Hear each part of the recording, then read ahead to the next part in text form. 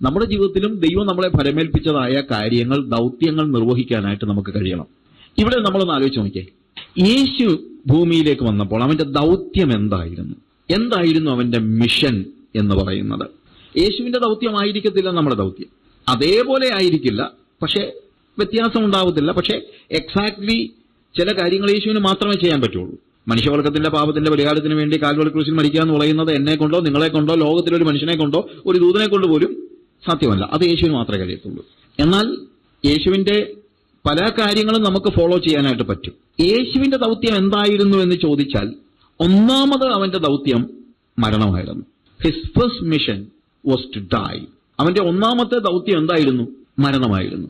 ലോകത്തിലെല്ലാവരും ഭൂമിയിലേക്ക് വരുന്നത് ജീവിക്കാനാണ്, പക്ഷെ യേശു ഭൂമിയിലേക്ക് വന്നത് മരിക്കാനാണ്. അതുകൊണ്ടാണ് ഞാൻ പറഞ്ഞത്, യേശുവിന്റെ ദൗത്യം എന്ന് പറയുന്നത് ഒരു യുണീക്കായിട്ടുള്ള ദൗത്യമാണ്, അനന്യമായ ഒരു ദൗത്യമാണ്, ആർക്കും അനുകരിക്കാൻ പറ്റാത്ത ഒരു ദൗത്യമാണത്. Okay, see he came to dye.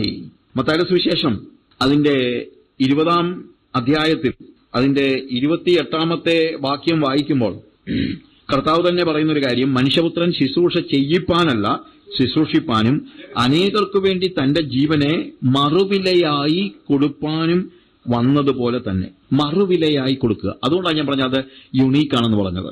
ഒരുപക്ഷെ സുവിശേഷീകരണത്തിന്റെ പാതയിൽ ഞാനും ചിലപ്പോൾ മരിച്ചെന്നിരിക്കും. എത്രയോ വിശുദ്ധന്മാർ യേശുക്രിസ്തുവിന്റെ സുവിശേഷം അറിയിക്കുന്ന സമയത്ത് മരണപ്പെട്ടിട്ടുണ്ട്, കൊല്ലപ്പെട്ടിട്ടുണ്ട്, അല്ലേ? അവരുടെ മരണവും യേശുവിന്റെ മരണവും തമ്മിൽ വലിയൊരു വ്യത്യാസമുണ്ട്. അവരുടേത് ഒരു രക്തസാക്ഷി മരണമാണ്, പക്ഷെ യേശുവിൻ്റെത് ഒരു രക്തസാക്ഷി മരണമല്ല. യേശുവിന്റെ മരണം മറുവിലയായുള്ള മരണമാണ്, റാൻസം. അതുകൊണ്ടാണ് ഞാൻ പറഞ്ഞത് യേശുവിന്റെ മരണം യുണീക്കാണ് എന്ന് പറയാൻ കാര്യം. പലപ്പോഴും രാഷ്ട്രത്തിന് വേണ്ടി മരിച്ച ആളുകളെയൊക്കെ നമ്മൾ യേശുവുമായിട്ട് താരതമ്യപ്പെടുത്തി പറയാറുണ്ട്. ഗാന്ധിജി ഇന്ത്യക്ക് വേണ്ടി മരിച്ചതുപോലെ, എബ്രഹാം ലിങ്കൺ കൊല്ലപ്പെട്ടതുപോലെ. അങ്ങനെയൊന്നുമല്ല യേശുവിന്റെ മരണം. യേശുവിന്റെ മരണം ഒരു രക്തസാക്ഷി മരണമല്ല. യേശുവിന്റെ മരണം എന്താണ്? മറുവിലയായി, അനേകർക്ക് വേണ്ടി തന്റെ ജീവനെ മറുവിലയായി. അതുകൊണ്ടാണ് യേശുവിന്റെ ആ ദൗത്യം യുണീക്കാണ് എന്ന് ഞാൻ പറയാൻ കാര്യം. അനന്യമാണ് പ്രിയമുള്ളവരെ. ലോകത്തിൽ അനേകരും മതത്തിന് വേണ്ടി മരിച്ചിട്ടുണ്ട്, കൂട്ടുകാർക്ക് വേണ്ടി മരിച്ചവരുമുണ്ട്, ഒരു പ്രസ്ഥാനത്തിന് വേണ്ടി മരിച്ചവരുണ്ട്, അതിനുവേണ്ടി മരിക്കാൻ തയ്യാറായിട്ടുള്ളവരുണ്ട്. ശ്രീലങ്കയിൽ ഞാൻ ക്ലിനോച്ചിയിലും മറ്റുള്ള സ്ഥലങ്ങളിലും ഒക്കെ പോയിട്ടുണ്ട്. LTTയിൽ വർക്ക് ചെയ്തിരുന്ന ആളുകളുമായിട്ട് ഞാൻ സംസാരിച്ചിട്ടുണ്ട്. അവർ പ്രഭാകരന് വേണ്ടി മരിക്കാൻ തയ്യാറായിട്ടുള്ള ആളുകളായിരുന്നു. ആയിരക്കണക്കിന് ചെറുപ്പക്കാര് പ്രഭാകരന്റെ വാക്കുകൾ കേട്ട് മരിക്കാൻ തയ്യാറാണ്. യേശുവിന്റെ വാക്ക് കേട്ടല്ല, ജീവൻ പ്രാപിച്ചിട്ട് അവന് വേണ്ടി മരിക്കാനല്ല, ജീവിക്കാൻ പോലും നമ്മൾ തയ്യാറല്ല. അപ്പോൾ ഒരു രക്തസാക്ഷി മരണമല്ല യേശുവിന്റെ മരണം. യേശുവിന് വേണ്ടി അനേകം രക്തസാക്ഷികളായിട്ടുണ്ട്. അതൊരു ചില്ലറ കാര്യമല്ല. സെൽവനെ കണ്ടപ്പോഴാണ് എനിക്ക് കൂടുതലത് ഫീൽ ചെയ്തത്. He was ready to die. എന്തിനു വേണ്ടി? മരിച്ചാൽ പിന്നെ അവൻ എന്താണെങ്കിലും രാജാവാകാനൊന്നും പറ്റില്ലല്ലോ. തമിഴ് ഈലം വന്നാൽ പോലും അവൻ അതിനകത്ത് ആരുമല്ലല്ലോ. He died. ലോകത്തിന്റെ ഒരു വിശ്വാസ പ്രമാണത്തിന് ഇത്രയും യുവാക്കളെ സ്വാധീനിക്കാൻ കഴിയുമെങ്കിൽ എന്തുകൊണ്ട് നമ്മൾ പറയുന്ന ഈ ആത്മീയതയിലേക്ക് നമ്മുടെ കുഞ്ഞുങ്ങൾ എടുത്തിയാടുന്നില്ല? നമ്മൾ ആലോചിക്കേണ്ട സമയമായത്. കാര്യം എന്താണെന്നറിയാമോ? മറ്റൊന്നുമല്ല, നമ്മൾ ഭൗതിക മോഹങ്ങളാണ് ഈ കുഞ്ഞുങ്ങളിൽ പകർന്നു കൊടുത്തത്. അതുകൊണ്ട് അവർക്കറിയാം വല്ലതും കിട്ടുമ്പോഴും ഇവിടെ ജീവിച്ചെങ്കിലല്ല കിട്ടത്തുള്ളൂ. അവർക്ക് സ്വർഗീയ മോഹം ഒന്നും ഈ പിള്ളേരിലേക്ക് നമുക്ക് പകർന്നു കൊടുക്കാൻ പറ്റിയിട്ടില്ല. ഇന്നും നമ്മൾ യേശുവിനെ തന്നെ ഭൗതിക കാര്യങ്ങളുടെ ഉദ്ദിഷ്ട കാര്യത്തിന് ഉപകാര സ്മരണം എന്ന് പറഞ്ഞതുപോലെ ഉദ്ദിഷ്ട കാര്യം സാധിക്കാൻ വേണ്ടി, എന്റെ മോഹങ്ങൾ സാധിക്കാൻ വേണ്ടി യേശുവിനെ ഉപയോഗിക്കുന്ന ഒരു മത സംഘമായിട്ട് വിശ്വാസ സമൂഹം മാറിപ്പോയിരിക്കുന്നു. അതുകൊണ്ട് എന്താ സംഭവിക്കുന്നത്? നമ്മളും ജീവിക്കുന്നില്ല, പിള്ളേരും ജീവിക്കുന്നില്ല. അവരോട് പറയുകയാണ്, മോനെ നാളെ മരിക്കുമെങ്കിൽ ഇന്ന് നീ എങ്ങനെ ജീവിക്കുമോ അതുപോലെ ജീവിക്കണം എന്നൊക്കെ അവനോട് പറഞ്ഞു നോക്ക്. അവന്റെ വായിലിരിക്കുന്ന കേൾക്കണം. I am not joking. എന്തുകൊണ്ട് ഈ ആത്മീക സത്യങ്ങൾ നമുക്ക് മനസ്സിലാകുന്നില്ല? മനസ്സിലായിട്ടുണ്ടെന്ന് പറയുന്നവർ എന്തുകൊണ്ട് മക്കളിലേക്ക് ഇത് പകർന്നു കൊടുക്കുന്നില്ല? നമ്മുടെ അടുത്ത തലമുറയ്ക്ക് സ്വർഗീയ ദർശനം കൊടുക്കാൻ പറ്റുന്നില്ലെങ്കിൽ നമ്മുടെ സഭ വലിയ പരാജയത്തിലേക്കാണ് പോകുന്നത്. ഇവിടെ ഇരിക്കുന്ന എല്ലാ ശുശ്രൂഷകളോടും ഞാൻ പറയട്ടെ, നിങ്ങൾ അത്ര വലിയ മോഡേണൊന്നും ആകണ്ട. ഈ ഭൂമിയിൽ ഭൗതിക മോഹികളെ ആകർഷിച്ച് നിങ്ങളുടെ സഭ വലുതാക്കാൻ നോക്കണ്ട. സ്വർഗീയ ദർശനത്തിൽ നിങ്ങളുടെ സഭ വളർത്താൻ നോക്ക്. യേശു കർത്താവ് താൻ മരിക്കുന്നതിന് ഒരു ദിവസം മുമ്പ് അവൻ പറയുകയാണ്, I know where I am going back to my father. ഞാൻ എൻ്റെ പിതാവിൻ്റെ അടുത്തേക്ക് പോവുകയാണ്, എനിക്ക് അങ്ങോട്ട് പോയാൽ മതി. പക്ഷേ പോകുന്നതിന് മുമ്പ് എനിക്ക് എന്നെ ഏൽപ്പിച്ച ജോലി തീർക്കണം. ഈ ഒരു ചിന്തയോടെ നമ്മൾ ജീവിക്കുന്നുണ്ടോ?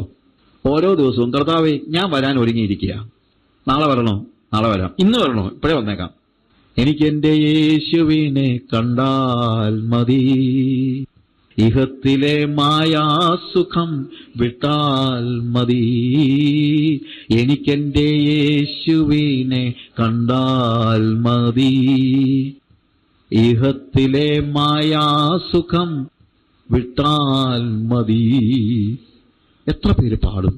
സിൻസിയറായിട്ട് പാടണം കേട്ടോ, വെറുതെ പാടിയിട്ട് കാര്യമില്ല. ഇഹത്തിലേത് മായാസുഖമാണെന്നുള്ള തിരിച്ചറിവുണ്ടെങ്കിലേ യേശുവിനെ കാണാനുള്ള മോഹം നമുക്കുണ്ടാവുകയുള്ളൂ. എന്താ നമ്മൾ ഈ ഭൂമിയിൽ സാധിക്കാൻ പോകുന്നത്? എന്ത് ലഭിക്കാനാണ്? ഇവിടെ നമ്മളെ ദൈവം പരമേൽപ്പിച്ചിരിക്കുന്ന ദൗത്യം നിർവഹിക്കുക. കർത്താവ് പറയാണ്, പിതാവേ ഞാൻ നിന്റെ അടുത്തേക്ക് വരികയാണ്, ഐ എം ഹാപ്പി.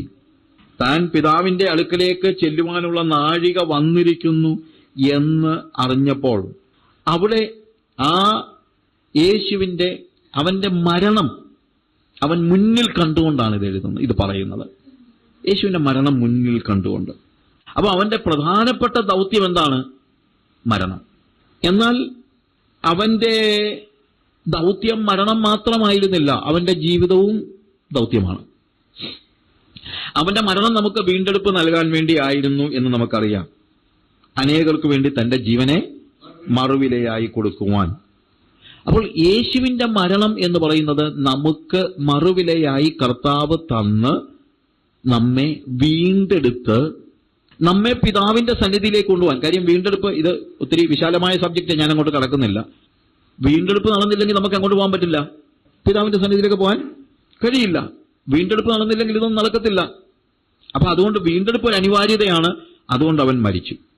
എന്നാൽ ഞാൻ ചിലപ്പോൾ ചോദിക്കാറുണ്ട്, യേശു കർത്താവ് വന്ന് 10ാമത്തെ വയസ്സ് മരിച്ചാലും വീണ്ടെടുപ്പ് സാധ്യമാണല്ലേ? അല്ലേ? Am I right? പക്ഷെ അവൻ 33 വയസ്സ് വരെ ഒരു പുരുഷായുസ് എന്നൊക്കെ പറഞ്ഞു അവൻ ജീവിച്ചു. എന്തിനാ അവൻ ജീവിച്ചത്? ഞാൻ പറഞ്ഞ മനസ്സിലാക്കണം. യേശു വന്ന് 10ാമത്തെ വയസ്സിൽ മരിച്ചാലും വീണ്ടെടുപ്പ് സാധ്യമാണ്. പക്ഷെ 33 വയസ്സ് വരെ അവൻ ജീവിച്ചത് എന്തിനു വേണ്ടിയാണ്? അവൻ അനുകരിക്കാൻ നമുക്ക് ഒരു മാതൃക തന്നേച്ചു പോയിരിക്കുന്നു. ഇതേ അധ്യായത്തിന്റെ തന്നെ 15ാമത്തെ വാക്യത്തിൽ കർത്താവ് പറയുന്ന വാക്യം ഇതാണ്, ഞാൻ നിങ്ങൾക്ക് ചെയ്തതുപോലെ നിങ്ങളും ചെയ്യേണ്ടതിന് നിങ്ങൾക്ക് ദൃഷ്ടാന്തം തന്നിരിക്കുന്നു. അപ്പൊ യേശുവിന്റെ മരണം നമ്മുടെ വീണ്ടെടുപ്പിന് വേണ്ടി അവൻ മരിക്കേണ്ടത് അനിവാര്യമായിരുന്നു എന്ന് നമുക്കറിയാം. സോ അവന്റെ ദൗത്യത്തിന്റെ ഒരു പ്രധാനപ്പെട്ട കാര്യം എന്ന് പറയുന്നത് അവന്റെ വീണ്ടെടുപ്പാണ്. അവന്റെ ദൗത്യത്തിന്റെ പ്രധാനപ്പെട്ട ദൗത്യം എന്ന് പറയുന്നത് വീണ്ടെടുപ്പിന് വേണ്ടിയുള്ള അവന്റെ മരണമാണ്. പക്ഷെ അതേപോലെ തന്നെ പ്രാധാന്യമർഹിക്കുന്ന കാര്യമാണ് അവന്റെ ജീവിതവും. കാരണം വീണ്ടെടുത്ത മനുഷ്യൻ ഇവിടെ ജീവിക്കണ്ടേ?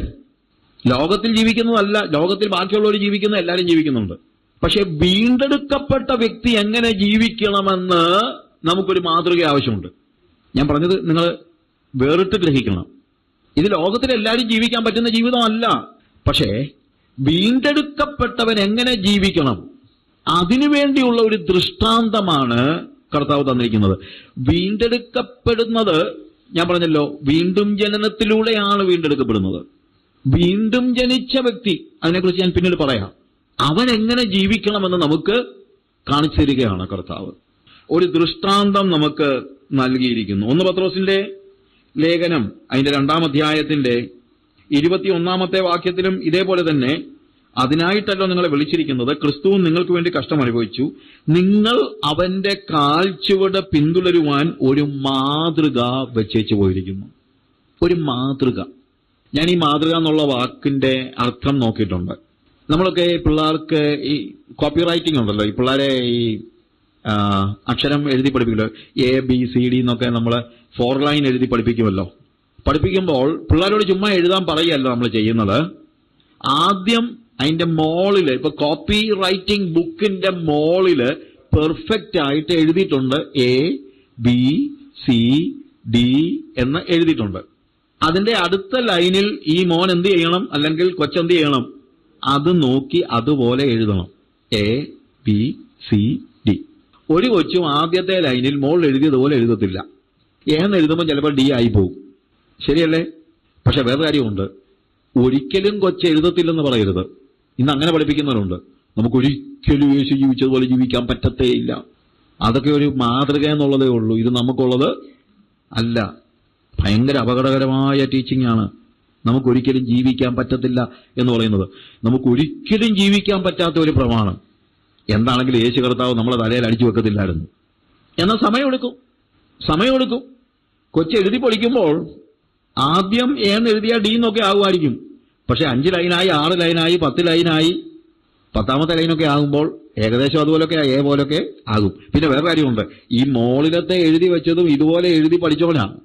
അപ്പൊ അതിന്റെ അർത്ഥം എഴുതി വന്നാൽ നാളെ ഇവനും മോളിലത്തെ പോലെ തന്നെ എഴുതാൻ പറ്റും. ഞാൻ പറഞ്ഞ മനസ്സിലാക്കണം. Okay, hallelujah. അപ്പൊ അതുകൊണ്ട് ദുരുപദേശങ്ങൾ നമ്മളെ വിഴുങ്ങിക്കളയരുത്. നമുക്കൊരിക്കലും അനുസരിക്കാൻ കഴിയുകയില്ല എന്ന് പഠിപ്പിച്ചു കഴിഞ്ഞാൽ പിന്നെ എന്തിനാ ഇത്രയും കിടന്ന് മെനക്കെടുന്നേ? അതൊരു ലൈസൻസ് ആയിട്ടേ വരത്തുള്ളൂ. ഏറ്റവും ഒടുവിൽ പിള്ളേർ പറയും, ഏതാണെങ്കിലും നമുക്കൊന്നും അനുസരിക്കാനൊന്നും പറ്റത്തില്ല. പിന്നെ നമ്മളിപ്പോൾ എത്ര പരിശ്രമിച്ചാലും ഇത്രയ്ക്ക് ഇത്രയല്ല ഉള്ളൂ. ആ ദുരുപദേശത്തിലേക്ക് നമ്മൾ വീണു പോകരുത്.